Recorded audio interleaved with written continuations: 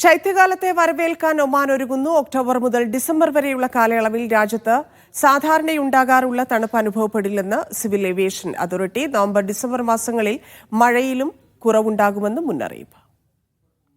തലസ്ഥാന നഗരിയിൽ ഇപ്പോഴും ചൂടിന് കുറവൊന്നും സംഭവിച്ചിട്ടില്ല.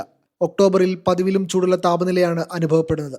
കഴിഞ്ഞ വർഷം ഈ സമയത്ത് താപനിലയിൽ പ്രകടമായ മാറ്റം വന്ന് സുഖകരമായ കാലാവസ്ഥയിലേക്ക് നീങ്ങിത്തുടങ്ങിയിരുന്നു. ഈ വർഷം ശൈത്യകാലം ആരംഭിക്കുന്നത് വൈകാനിടയുണ്ട്. സാധാരണ പകൽ സമയത്തെ നേരിയ കാലാവസ്ഥ, തെളിഞ്ഞ നീലാകാശം, സീസണിന്റെ ആരംഭം അടയാളപ്പെടുന്ന തണുത്ത വൈകുന്നേരങ്ങൾ എന്നിവയ്ക്ക് പകരം രാജ്യത്തിന്റെ മിക്ക ഭാഗങ്ങളിലും താരതമ്യേന ചൂടുള്ള കാലാവസ്ഥയാണുള്ളത്. സാധാരണ സെപ്റ്റംബർ അവസാനത്തോടുകൂടി ചൂട് കുറയുകയും തണുപ്പ് ആരംഭിക്കുന്നതിൻ്റെ ലക്ഷണങ്ങൾ വരികയും ചെയ്യും.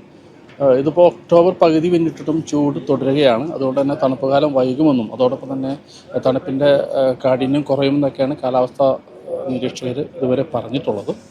സാധാരണ തണുപ്പാലം എന്ന് പറയുമ്പോൾ എല്ലാവർക്കും പ്രതീക്ഷയുടെ കാലം കൂടിയാണ്. കൂടുതൽ പരിപാടികൾ നടക്കും, കൂടുതൽ ആളുകൾ പുറത്തിറങ്ങും, ബിസിനസ് നടക്കും. അതുപോലെ മസ്കറ്റ് നൈറ്റ് ഫെസ്റ്റിവൽ ഇതെല്ലാം വരുന്നത് തണുപ്പ് കാലത്താണ്.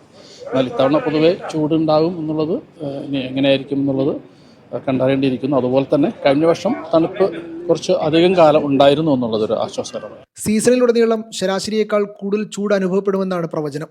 മിക്ക ഗവർണറുകളിലും സാധാരണ കിട്ടാറുള്ള മഴ ലഭിച്ചേക്കാമെങ്കിലും നവംബർ ഡിസംബർ മാസങ്ങളിൽ മഴ ശരാശരിയേക്കാൾ താഴെയാകുമെന്നും അധികൃതർ മുന്നറിയിപ്പ് നൽകുന്നുണ്ട്.